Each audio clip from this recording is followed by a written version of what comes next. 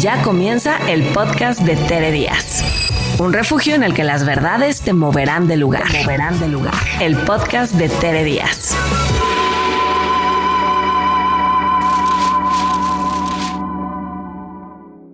Este episodio es presentado por La Montaña, la clínica de psicoterapia creada por Tere Díaz. Estoy aquí hoy en esta sección del diván con Lucía. El diván. Lucía tiene 48 años, es una mujer que ha desarrollado 2 carreras, una buena carrera profesional, es autónoma económicamente. Les cuento un poquito de su historia. Ella es la menor de 5 hermanas. Cuando tenía 6 años los padres se separaron. A la madre que si fue infiel, que si no fue infiel, ya saben nuestros machismos. Ella se fue a estudiar a Estados Unidos y se quedan las hijas viviendo con la abuela paterna, con el padre, con estas historias horrorosas de tu mamá es una tal y tu mamá es una tal, en un régimen ni siquiera es que militarizado, de violencia, donde aparte ocurre que muere otra familiar. Entonces ellas 5 más los 5 primos caen en esa casa y esta abuela educa a los 10 hijos. Vivió una situación de maltrato físico, emocional. Ella no vivió abuso sexual, pero hubo abuso sexual con algunas hermanas de parte del padre. Y pues sobrevivir en ese entorno con la sensación de mi mamá me abandonó, con una mirada muy distribuida entre 10 criaturas, con un papá que es el único pilar, pero realiza conductas abusivas, físicas, como vemos sexuales, no en su caso, y verbales. Esto la lleva a desarrollar una vulnerabilidad donde lo que la trae aquí, ella está tomando terapia con una terapeuta de psicoterapia en La Montaña, ha tomado terapia antes, pero es esta ansiedad, depre, estrés y esa vulnerabilidad, vamos a decir, de carácter, con la que ha tenido que lidiar toda la vida y que cuando era chica, pues ya es que te van a pelar, que me dan ataques de pánico. Lucía, muchas gracias por estar aquí. Gracias, Tere. Gracias por compartirme, por compartirte y por compartirnos tu historia. ¿Tú cómo relatas? Tú regresas a terapia. Ay, olvidé decir que tiene 2 hijas adultas jóvenes, ya es abuela de otra niña de 6 años, mucha mujer en tu familia. También me compartiste, platicábamos que al final volviste a ver a tu mamá, pero la dejaste ver 10 años. Y esta cosa tan compleja se hace cuando uno vive esos abandonos, pero ella es la mala, pero luego también te das cuenta que es víctima de un abuso, ¿no? Machista, pero luego también te da coraje porque tú que tienes hijas dices, yo hubiera hecho. O sea, es un revuelo emocional, ¿no? Porque nunca vamos a tener la verdad única y absoluta ante situaciones con tantas aristas, por decirlo de alguna manera.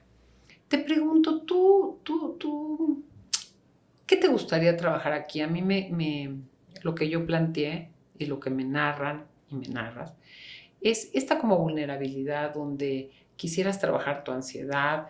Creo que incluso sí usan la palabra depresión y estrés. Tú me dices, yo nunca he estado medicada. ¿Y cómo has lidiado con esto? ¿Cómo has capoteado esta, diría yo, vulnerabilidad? Así como narras la historia y hemos narrado una parte de lo que fueron. ¿Cuántos años estuviste en esa casa?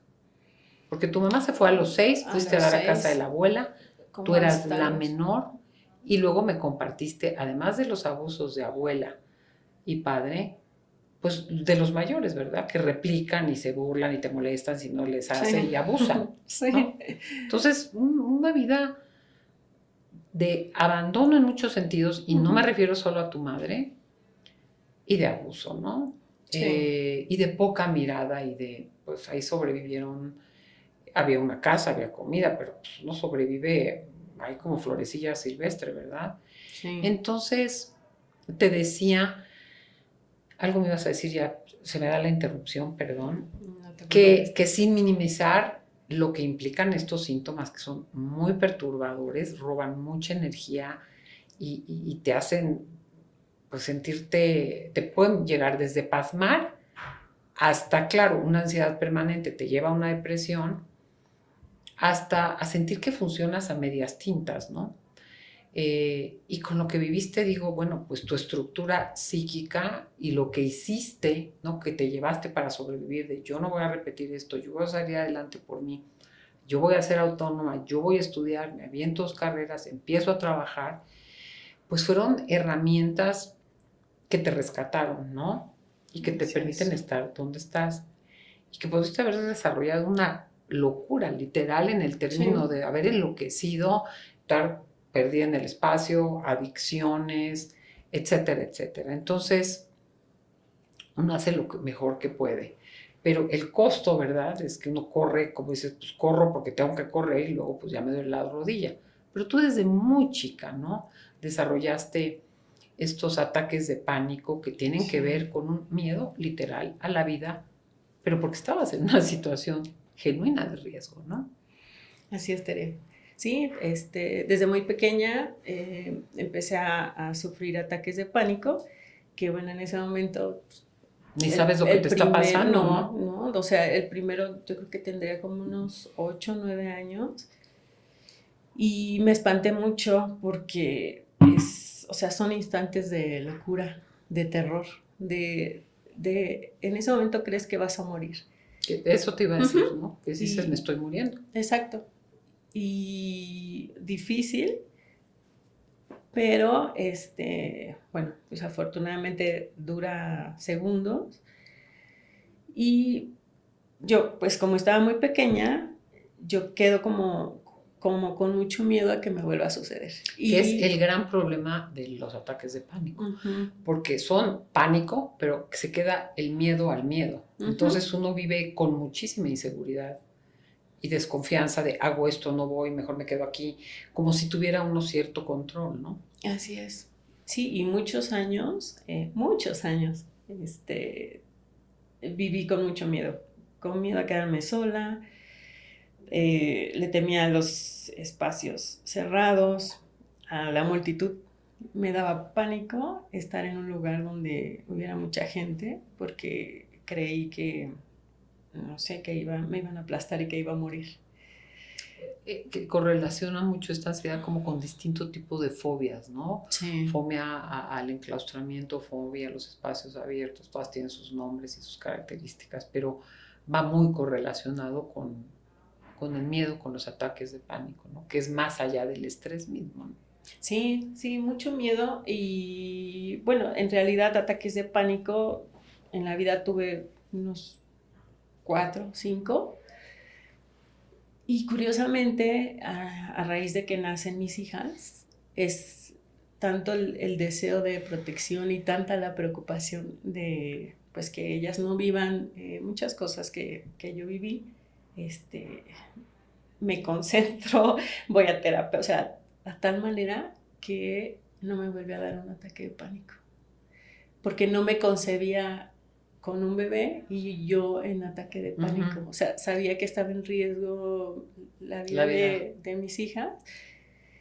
Y entonces, pues solita me concentraba, si sentía miedo, salía con mi bebé del departamento, trataba de relajarme, de hablar con personas, y empecé terapia. Empecé terapia como a los 26, 27 años, ya fui a una, que la economía me lo permitió, ya empecé con una terapia formal y bueno, si bien me ayudó mucho, pues te puedo decir que no es algo que se cure en meses, o sea, este tipo de traumas. Y luego quedan estas cosas como una personalidad ansiosa y una tendencia al bajoneo, depresión. Sí. Pero fíjate que quiero decir algo con respecto a lo que dices. Qué interesante, porque la gente deprimida, si tú te fijas, es yo no puedo, no me quieren, no me sale, no va a poder. Hay una cosa muy de autocentrar que llega a ser cansada y aburrida. O sea, ¿a qué voy? Qué pena, porque la depresión es una enfermedad terrible, Pero ¿cómo tú, y vuelvo a señalar tus recursos personales, cómo tú, un hijo, una hija, tus hijas, te sacaron de ti? Fíjate, de estar que siento, que porque cuando uno tiene ansiedad, siento, será, o de veras es que fue el portazo, me va a dar o no me va a dar. O sea, tan traumáticos son que 4 son suficientes para que te quedes con pavor de que te vuelva a pasar eso, ¿no? Pero cómo, fíjate cómo nace en tus hijas y te sacan. Uno, tienes que ver por otro. A los depresivos se les dice mucho más, aparte de hacer ejercicio y tal, haz algo por los demás, ¿no? Como que todo el tiempo estar con que yo y no puedo y siento esto y siento lo otro. No, pues salte de ti, ¿no? Por ahí escribí un artículo que dice, ayudar a sanar a otros te sana, ¿no? Ayudar a los demás te ayuda. Sí, mucho Tere, Uh-huh. sí. Sí, me acuerdo con mis pequeñitas en sus diferentes momentos en los brazos, sabía que tenía que actuar en ese momento. Uh-huh. O sea, ya no era un pensar tanto en mí. Bueno, como lo dices, de niña era un miedo real, pero eran cosas, como lo dices, reales. O sea, sabía que en la tarde iba a ser golpeada, sabía que no me iba a ir, sí, o sea, que no me iba a ir bien casi todos los días. Y que era raro que no pasara, y yo no dudo que también a veces lo que no esperabas pasaba. Oye, pero si esto, sí. ¿Qué, no? Ajá. O sea, es vivir en un estado permanente de alerta. Sí, es un terror real, pero creo que el cuerpo, bueno, no sé, igual me corregirás, se acostumbra tanto a eso que llega un momento en el que, aunque ya no estás en peligro, tienes esa sensación de peligro. Entonces yo tenía a mis hijas y yo tenía mucho miedo de que se me fueran a meter a la casa, de que alguien me las fuera a robar, de que alguien las fuera a golpear, de que alguien las fuera a violar, y era un miedo día a día, y un concentrarme para que ese día estuvieran a salvo. Ese día ellas estuvieran y decir estamos bien. Y como dices, o sea, olvidé un poco el egoísmo o como se pudiera decir. El autocentrar, lo que te absorbe un síntoma, ¿no? Uh-huh. No lo diría yo en egoísmo, pero los síntomas te hacen sentir que siento, no puedo, si voy a poder, voy o no voy, me están viendo, como que uno pues, tiene que centrarse en otro ser, te descentras Exacto. Un poco de ti, ¿no? O Exacto. Mucho de ti. Y entonces era, pues trabajar para que tuvieran un buen sustento, ¿no? Que fueran, que tuvieran buena vestimenta, que tuvieran juguetes, que tuvieran todo lo que yo no pude tener, ellas lo tenían que tener. Y bueno, te aseguro... Más el ambiente seguro, ¿no? Exacto. Y te aseguro que muchísimas de esas cosas, o sea, lo pude hacer. Ellas, aunque pues yo no tenía buena economía, me las ingenié y logré una mejor economía y pues ellas creo que tuvieron como más elementos, más recursos, no sé si más herramientas que yo. Ahora yo te pregunto, ¿qué has descubierto y trabajado en las terapias que has hecho? ¿Pero qué has trabajado, qué has descubierto, qué es lo que te ha servido? Uh-huh. Yo mencioné esto, probablemente ya lo habías visto así, pero a veces uno da por hecho cosas que sí son recursos y no los ve como recursos personales, ¿no? Uh-huh. Estar donde estás, como estás, con todo y tus ansiedades y depresión. Pues hay muchas cosas que te han traído a los 49 años uh-huh. con carrera, con trabajo, con hijas, con eficacia y bien, ¿no? Sí, bueno, no se pudieron haber sido muchísimas cosas. Que yo recuerde, desde los 6 años, 7, sabía que tenía que hacer algo diferente. Como salir, no sé si era una niña inteligente, no sé, pero yo sí me daba cuenta que, o sea, que gran parte de los problemas era como mucha ignorancia la que había en la familia, ¿no? Y de alguna manera descubrí que como luchando contra esa ignorancia iban a cambiar las cosas. Siempre me aferré mucho al estudio. A pesar de que cuando me embaracé, me tuve que casar, dejé de estudiar, me aferré y me puse mi límite de tiempo y regresé a la universidad. Y te acabo porque acabo. O sea, ese estado de alerta más tu inteligencia. Que, a ver, el alerta, si nos vamos a la evolución, literal, las primeras tribus humanas o estaban a las vivas o se las comían.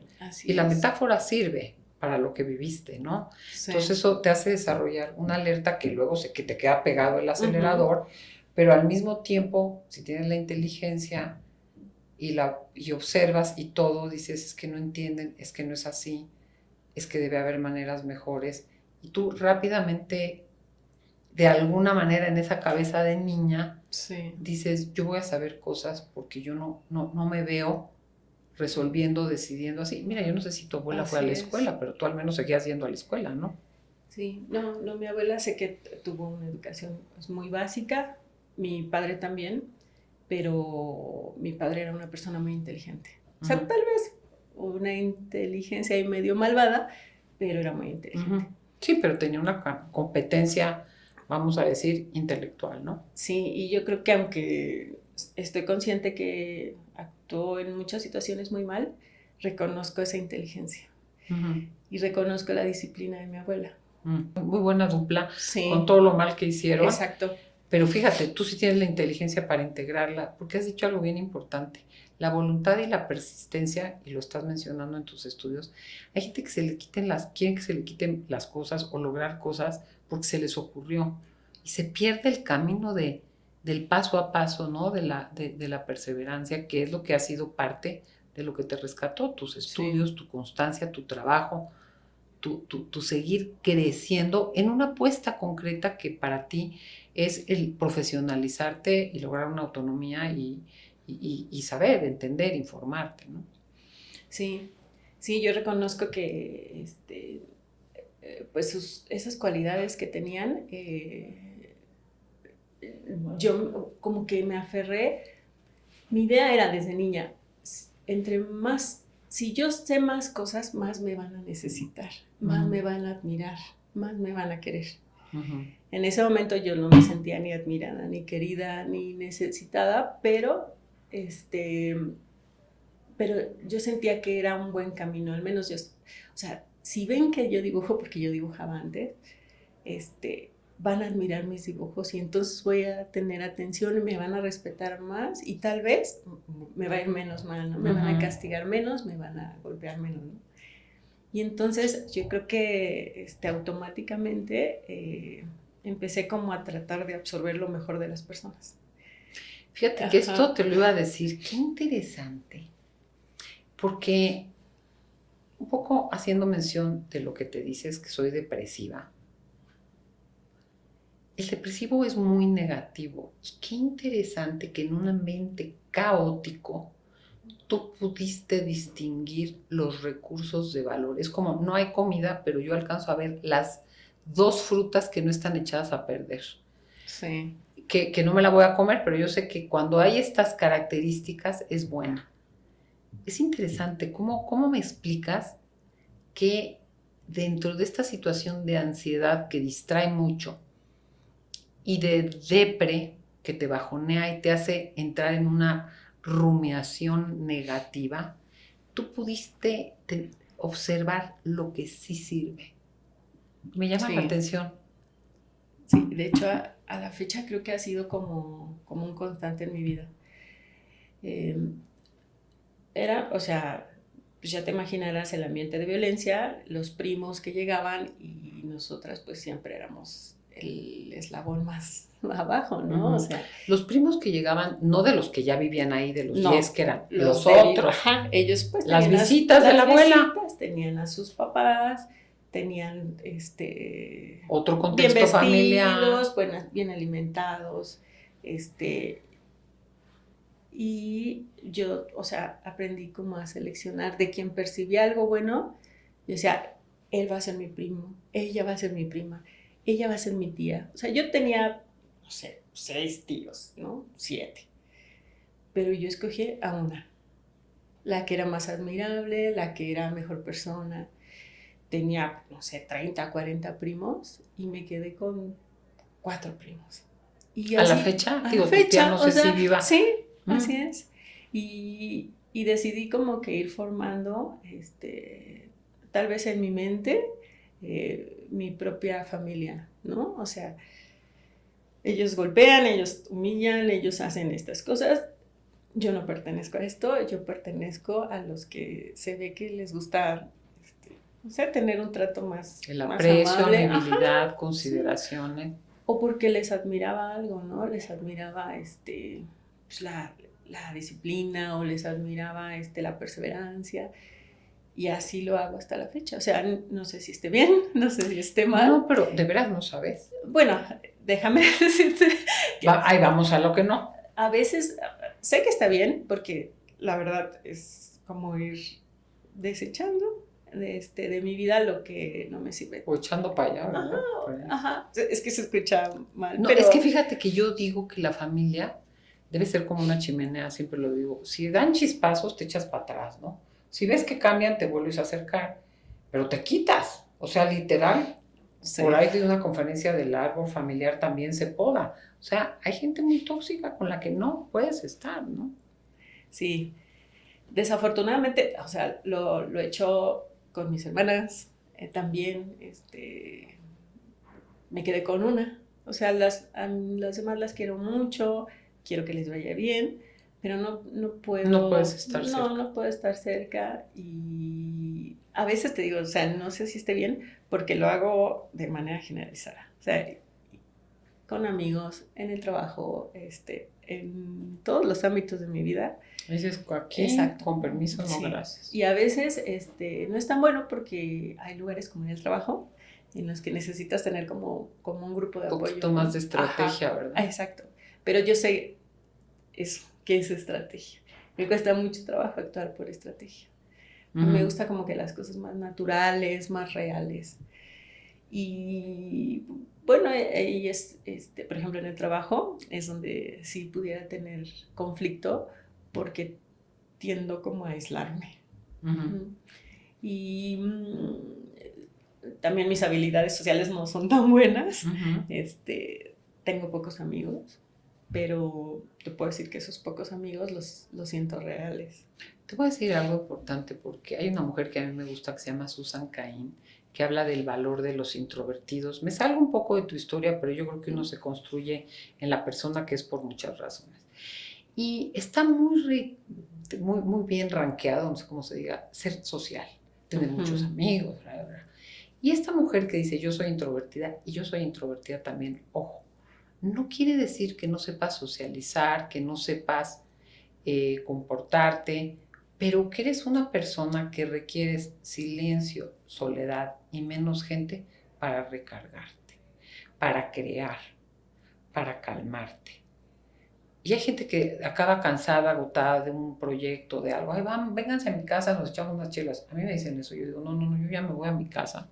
Ya no quiero ver a nadie. Ya lo que quiero es silencio, poner una música o nada y calmarme. Entonces te lo digo porque dices, yo sé que no es tan bueno.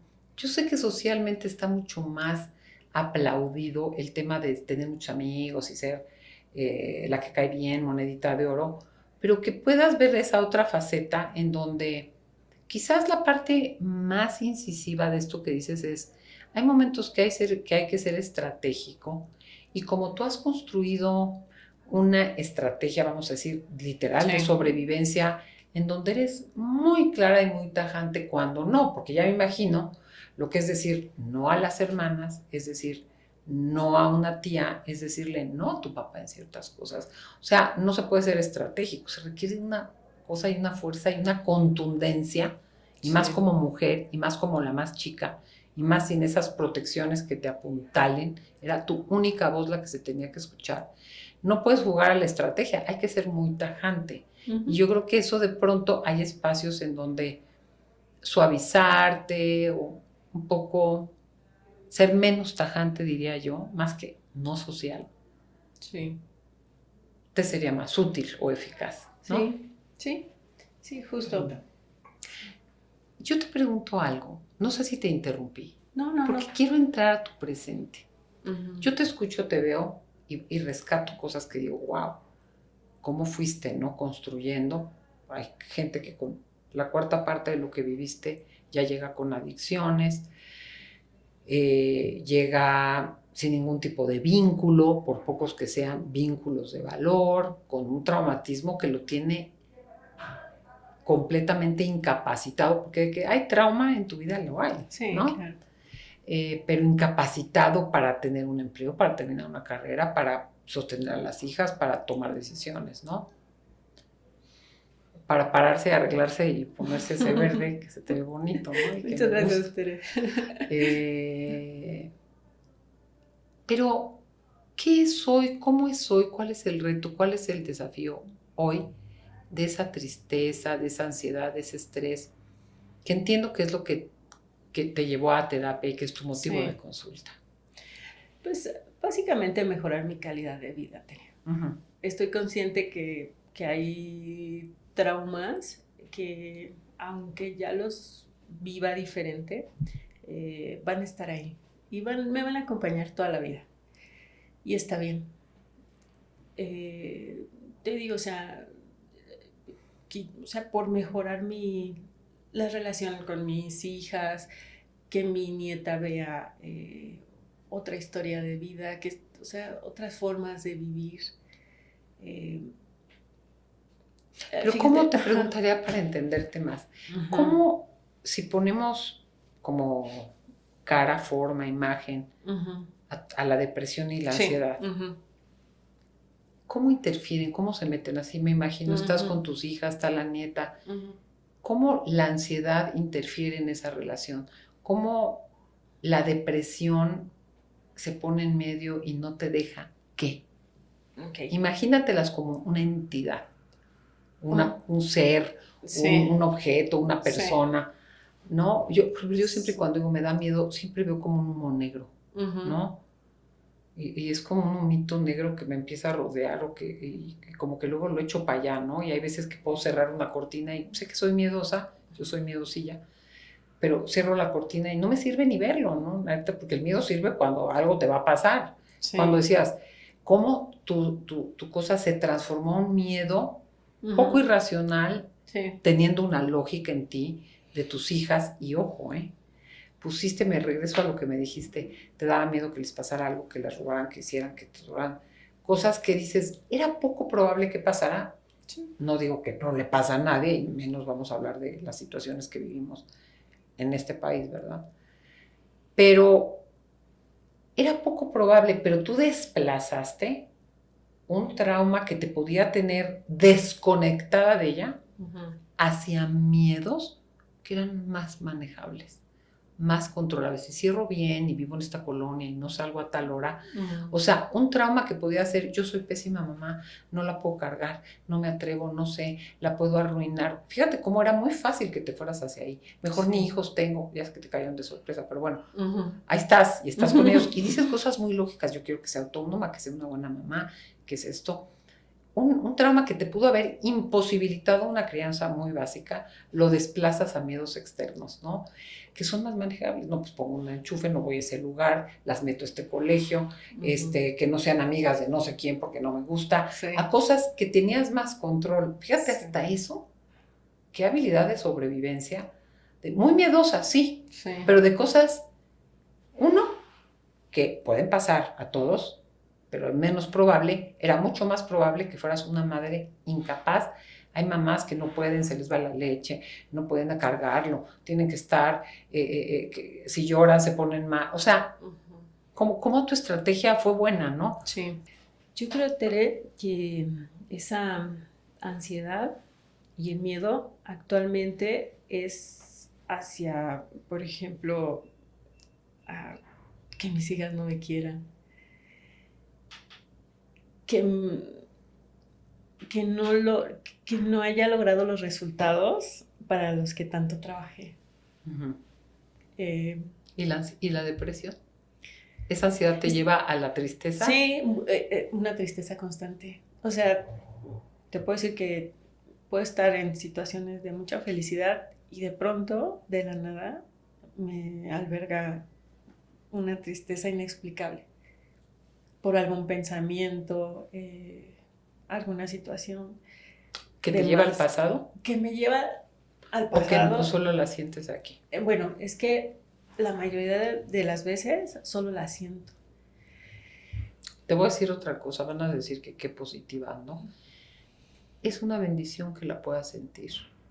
Y que puedas llorar. Yo no es que todo se resuelve llorando, pero por ahí Sí. un amigo decía, Dios nos hizo agujerados para no morir reventados. Es que hay gente que el trauma no le permite, lo entiesa demasiado. No le permite sentir Sí. el dolor. No le permite contactar y vulnerarse. Entonces se hace muy duro, muy tieso, muy desapegado como protección para no sufrir. O sea, tú tienes una habilidad, a pesar de lo vivido, de que te vengan estas oleadas de dolor profundo, que no, a veces ni corresponden con lo que estás viviendo, imagino yo. Así es. Y fíjate, de las cosas que descubrí en terapia, es que había desarrollado, o que esa tristeza me ayudaba a desarrollar cierta empatía. Y soy una persona muy empática.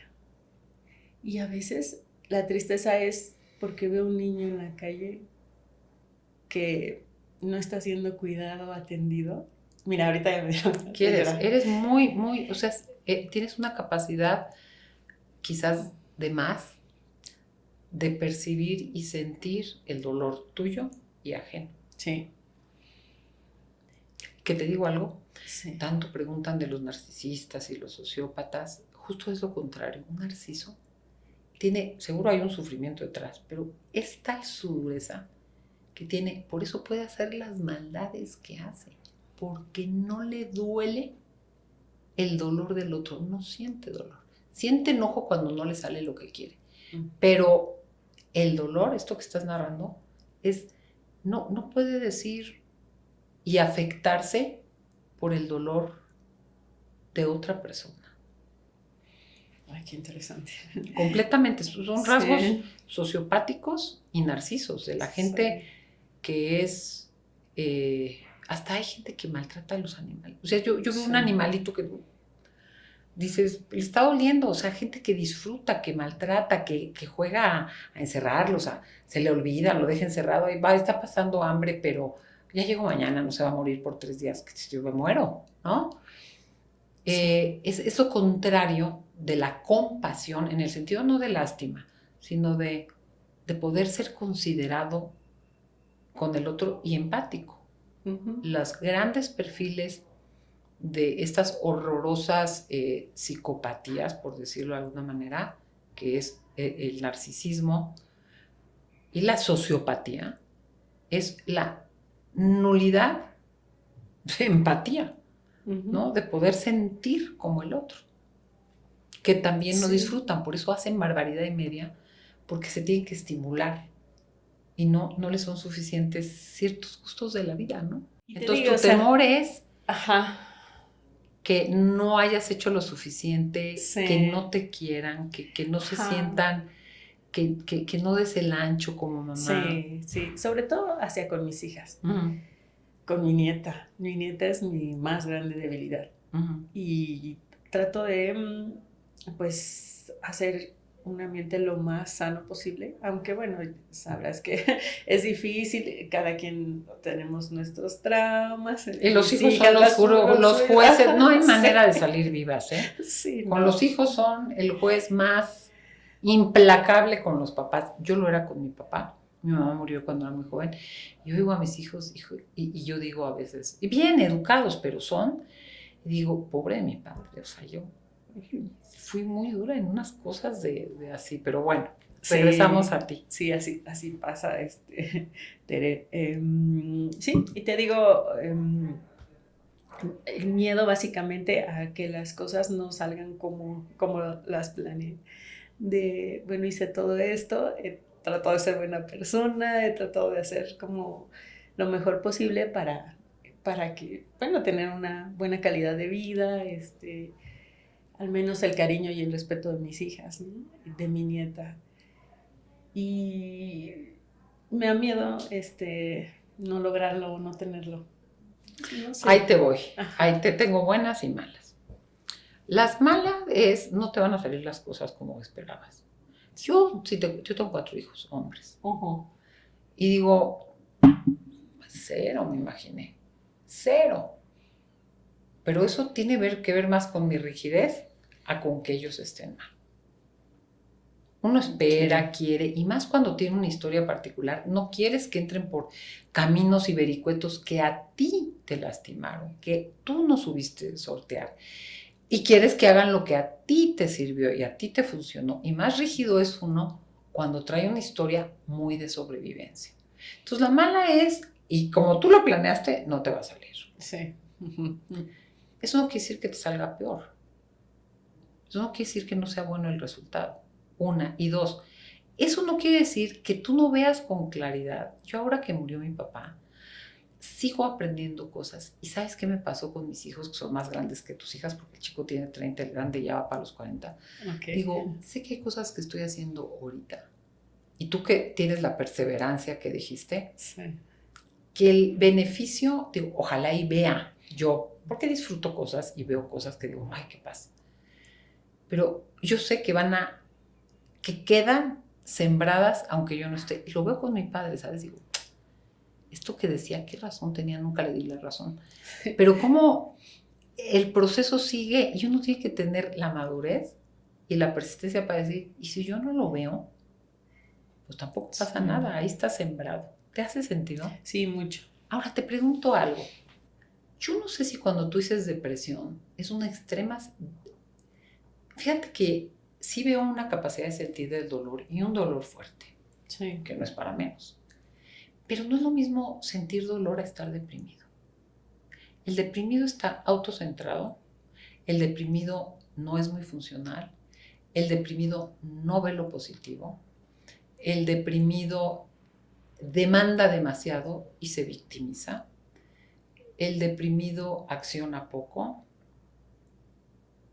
Entonces yo te veo una mujer muy sensible que le duelen muchas cosas y que, ojo, traes heridas de guerra, ¿eh? Es como heridas profundas que de repente como que sientes que no y algo pasa, hace frío y dices, ay, siempre te van a doler.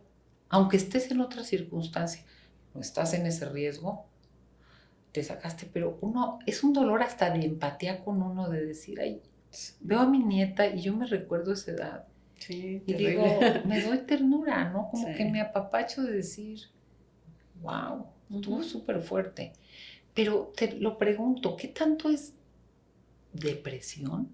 Los deprimidos no se pueden parar de una cama muchas veces, son súper irritables, si no están así dan bandazos, a veces se sobremedican, tú nunca has estado medicada. ¿Qué tanto es un dolor que a veces duele de más? ¿O depresión? Creo que es más el dolor, como dices, Tere.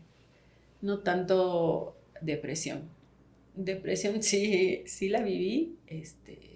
¿Cómo la distingues de ese dolor? Es que yo sentía que me estaba volviendo loca cuando me deprimí.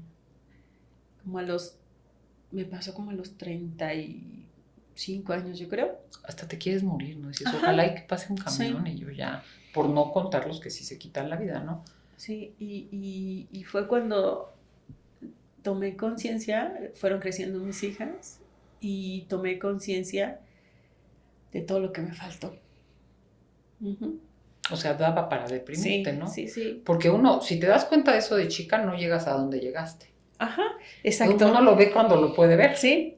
Porque si lo ves antes, pues te pasmas. Un niño no tiene, te lo digo, la estructura, por listilla que fueras, no tienes la estructura psíquica para poder con eso. Entonces tú te dejaste caer cuando ya estabas afuera de la tempestad, por decirlo. Sí, y lo detonó que tuve una pareja que quise muchísimo y que era muy diferente, su familia era muy diferente a la mía y su trato hacia mí era muy diferente al que tenía mi padre. O sea, él no era violento, él me cuidaba, me protegía, me quería dar, y su familia era pues, una familia amorosa, o sea, un mundo totalmente diferente. Y ahí fue donde me di cuenta que yo no tuve nada de eso, que había muchos defectos en mi familia, que yo había tenido muchas carencias, incluso que no sabía querer. Y esto que dices es bien importante, porque a amar se aprende. Sí. Y fíjate, vamos a decir que te amaron muy mal, tuviste cuidados básicos y muchos descuidos y abandono. Pero qué interesante que a amar se aprende. Sí. Y rara vez se aprende, se ama desde el miedo, porque desde el miedo uno sobreprotege, actúa a veces exagerado. Y esto, a ver si te suena, esto que te pasó, tuviste, y con esta comparación y esta fortuna de haber elegido y tenido ese amor, sí, como que ya sabías, tú desde chica dijiste, yo esto no lo quiero, esto está mal, a ver cómo me salgo, no es justo, pero de repente te cae el pum, vale, lo que yo viví fue una violencia no menor, sí. ¿No? Entonces cuando tomas conciencia de eso, y aparte no sé querer como defiendo, me protejo, no sé qué, cómo lo hayas elaborado, pero eso, ¡pum!, ¿no? Eso te tumbó cuando ya había colchoncito. Sí. Porque antes no te podías tumbar, ¿no? Exacto. Pero te tumbó. Sí. Entonces te hace distinción. Yo no sé si te quedaste con miedo de que te vuelva a pasar, porque así como dices, te da miedo el miedo, yo de las cosas que más miedo me dan, digo, no me vuelvo a deprimir como me deprimí, porque mira que he vivido cosas, pero perder el sentido de vida, no quererte levantar, que no te importe nada, darte cuenta que sufres por responsable por tus hijos, pero que dices, pues yo por mí que pase un camión y vámonos ya, ¿no? Es horrible, ¿no? Es terrible. Y algo muy parecido a lo que dices me sucede. Decidí, una vez me vi al espejo tan deplorable, o sea, mi cabello, mi cara, o sea, me vi como una piltrafa y pensé, no me vuelvo a hacer lo mismo, o sea, no me vuelvo a llevar a esto. No me vuelvo a hacer lo mismo. Y acudí a terapia y pues ha sido... Tienes una naturaleza muy noble, porque yo tuve que salir con medicamentos, ¿eh? Yo por eso digo, sobremedicarse mal, yo no sé si yo no me hubiera medicado con 4 hijos chicos, ¿cuánto? Yo ahorita lo veo y digo, qué rápido fue terapia y medicamento, y lo comparto para que la gente lo escuche. Y repito, tienes una naturaleza muy noble, porque medicarte mal, más y mal, sí. Porque uno pues, anda dopado y luego hay gente que hasta aguanta lo inaguantable, porque bueno, pues es que así es la vida y no. Pero hay sufrimientos, y fue lo único que le reclamé a mi terapeuta. Le dije, tardaste mucho. Otra gente, yo porque no iba a hacer nada contra mí, sí. Y porque fui muy cuidadosa, dejé hasta de manejar. Un día dije, me voy a estrellar, y con mis hijos, pero ni siquiera intencional, de lo mal que estaba. Tomé decisiones, pero otra gente cae, vamos a la tragedia, porque tardaron en medicarme, ¿sabes? Sí. Entonces, regreso a ti, porque no es mi terapia, pero tienes una naturaleza noble, pero hablamos la posibilidad cuando alguien, después de un tiempo y una terapia, no puede, porque la química cerebral se altera, ¿no? Pero entonces tú dijiste, yo no me vuelvo, me vi una piltrafa y dije, sí, yo aquí no me regreso. No, de hecho me hizo tomar decisiones muy fuertes y muy dolorosas en ese momento, que fue dejar a mi actual pareja, bueno, al que era mi pareja, que adoraba con el alma, pero que ciertas acciones y decisiones de él me hacían sentirme mal, y entonces quería un cambio total, quería efectivamente sentirme bien, sentirme plena, y lo dejé.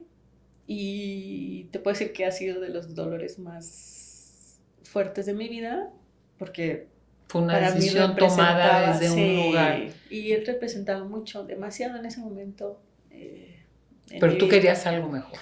Yo quería algo mejor. Había algo que no me hacía estar convencida, no sé, hasta la fecha me sigo preguntando si fue una buena decisión. A ver, te hago una pregunta cuando te dije hace rato. ¿Cómo se mete la depresión?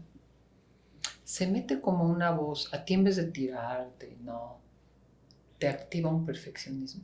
Te activa, Sí, yo creo que puede sí. ser mejor, puede ser mejor, Sí. puede ser mejor.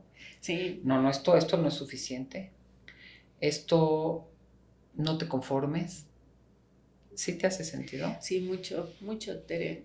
Te voy a decir algo aquí, y esto es una intervención. Muchas gracias. Interesante porque sin ese perfeccionismo y ese jalar, no hubieras llegado a donde estás. Pero por ahí hay un libro de Scott Peck que se llama Scott Peck, El Camino Personal, que dice, a la mitad de la vida, lo que nos sirvió para estar bien, lo tenemos que desaprender, porque ya no nos sirve.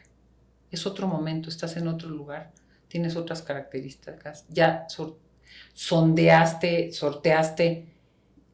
Y yo creo que un trabajo tuyo, una tarea tuya, que conecta con depresión, esa voz, y ansiedad no es suficiente, puede pasar, ¿ahora qué hago? Es ese perfeccionismo. Es muy bueno y es bonito aspirar a más, pero esta cosa de esfuerzo, de un tipo de perfección que no existe, y yo creo que la ansiedad y la depresión, que en su momento te sirvió para correr y salir de así, me imagino como que la ola te va a revolcar, corres. Hoy que el mar está en calma, en la calma que puede estar un mar, digo, la vida siempre tiene sus cosas, Sí. y con hijos y nietos más, ¿verdad? Pues ya no sirve correr, ¿eh? A ti no te sirve correr así. Nunca vas a ser conformista, pero algo mejor, y que mi hija estudie más, y que la niña vaya a otro colegio, porque ese colegio no le va. Y ya me imagino cosas que te dices, Sí. ¿eh? Ya te estoy adivinando. Qué interesante. Ajá, Me y yo, estás leyendo. cuánto tiempo, y este trabajo, y un hombre así, mejor seguir corriendo. Madres. No, ya siéntate, ¿no? Ya bájale el ritmo. Porque ese correr es el que te lleva a la ansiedad y a la depresión. Y es un círculo. Corres porque tiene que ser mejor, porque no, ya perdón. A la mejor en algún momento de la vida, pues sí hay un olón y córrele tantito. Pero tu estrategia de correr que generó el trauma, la ansiedad, la depre, para salir de ahí y darte cuenta, hoy, perdón, ni estás ahí, ni tus hijas muy millennials o centennials, no sé qué son, que ya tienen sus retos, tendrán otros problemas, porque problemas van a tener, pero perdón, no tienen el origen que tú tuviste, no tienen a la mamá que tú no tuviste y que luego tuviste. No, es otra historia, ¿eh? O sea, el miedo te tienes que tener y decir, a ver, es más, a lo mejor ellas corren riesgos que ni te quiero angustiar, pero ni ves, Sí. porque ya ni entendemos muchas cosas de su Sí. mundo. Sí. Pero ese correr te lleva en un estrés como de falta. Tú tienes que parar y decir, siempre va a faltar, pero esto es disfrutable. Siempre puedo hacer más, pero ya corrí mucho. Hoy quiero probar esto en vez de seguir probando diferentes cosas. Y yo no sé eso cómo aplica a tu vida, porque tu cabeza es una cosa de desaprender y también se hace con perseverancia y persistencia de, aunque sienta ansiedad, me paro y no voy a opinar, o no voy a sugerir, o no voy a comprar otra cosa, o no me voy a meter a otro curso más, o no voy a leer un libro más, porque quiero leer una novela. Yo era de las que leía 20 libros de estudio, pues ahora leo 2 y 5 novelas, porque digo, ya, por más que sepa, para seguir leyendo así, para saber, ya. Luego digo, para que a todos los psicoterapeutas de la montaña que estudien ellos, yo ya estudié mucho. Pero ¿te hace sentido? Mucho, Tere, mucho. Porque si no, tú misma alimentas una ansiedad y una depresión que es más bien dolor. Que te voy a dar un tip, ¿eh? Sí. Eres muy sensible y sirve. Pero hay cosas que, como yo te dije, yo a veces al miedo le cierro la cortina. ¿Para qué? A ver, no me quiero hacer una fría, ni eres evasiva. Pero de veras, ponerme en un lugar donde se me va a activar el dolor de la persona, no voy a cambiar. Y se me va como hilo de media porque los dolores del presente se montan a tus dolores del pasado, ¿sabes? Entonces, que se vaya como hilo de media hacia, perdón, ya sabemos que sufriste mucho, que ahí hay un dolor, que te he hecho sensible, que te he hecho empática, pero de repente decir, yo hay veces que alguien me dice, te digo porque pasó esto, ya sé que hubo esto, ya sé que otra cosa, y no te digo de en consulta, ¿no? Pero además, digo, esa carta que le mandó ese papá y le dijo eso a su hijo, no la quiero ver. Porque ya sé que es abusivo, pero ya verla y oírlo me rompe, ¿sabes? O sea, Sí. tienes que saberte cuidar ese dolor. Hoy te toca cuidarlo. ¿En qué mi empatía sirve y en qué me rompe? Y no necesito seguir sufriendo. Sí, Tere. Porque hay dolores que uno ya dice, yo ya no leo eso. Yo ya no veo eso porque me rompe, porque me activa algo que no puedo y no quiero ni necesitas. ¿Te hace sentido? Mucho, Tere, mucho. Yo quisiera ir cerrando porque yo creo que parece poco, pero es mucho en contenido emocional. Y tú llegaste aquí por un tema de me entorpece mi ansiedad, mi estrés y mi depresión, ¿no?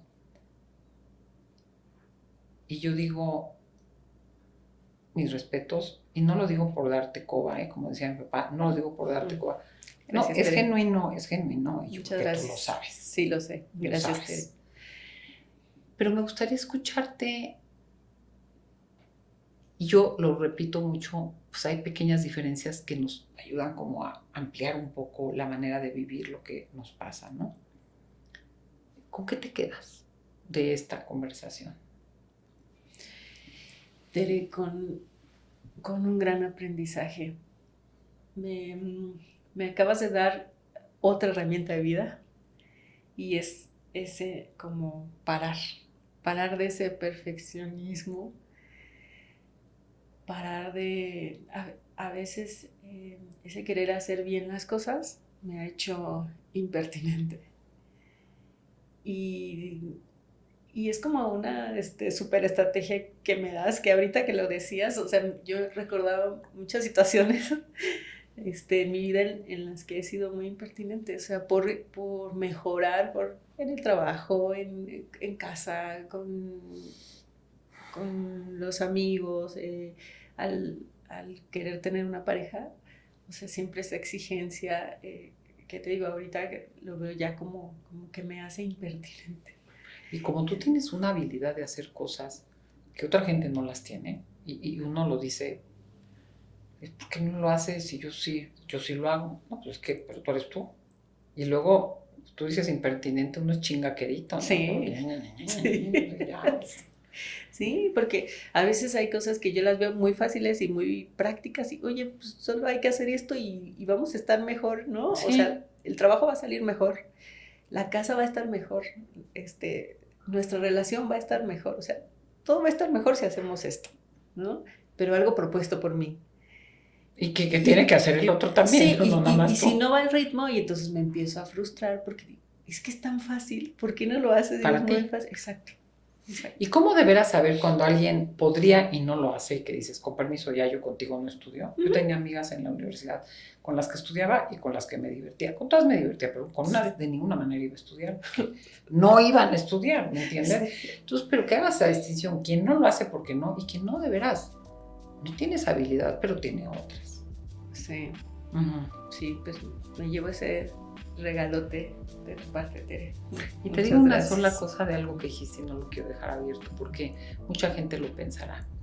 Dijiste, yo no sé si me equivoqué de terminar esa relación. No, yo tampoco. Pero en ese momento no tenías otras herramientas para hacerlo diferente. Sí. Y uno fracasa 1000 veces para tener 4 logros. Y si te pregunto en tus carreras profesionales y con todo lo chingona que eres y habilidosa y tenaz, ¿cuántos errores has cometido para estar donde estás y lograr lo que has logrado? En lo amoroso duele de una manera distinta, pero también uno se queda idealizando cosas del pasado, quién sabe Sí. si hoy.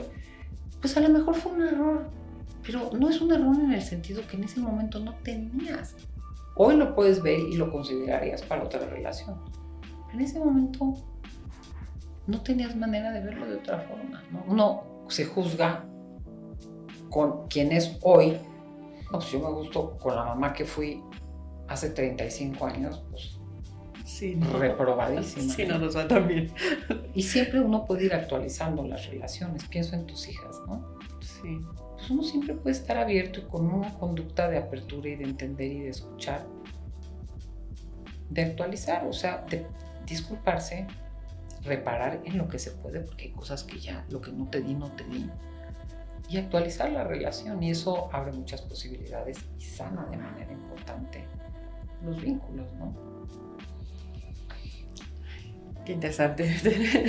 Gracias, Lucía, a ti, gracias por tu confianza. Espero que esto lo lleves a tu espacio de terapia también, y que te haga una pequeña diferencia, que connote distinto ese dolor, que te sepas cuidar de ese dolor, y que esa ansiedad te haga correr cuando sirve y sentarte, aunque te sientas ansiosa los primeros días sentada, para aprender a caminar más lento y a poder estar más en el presente.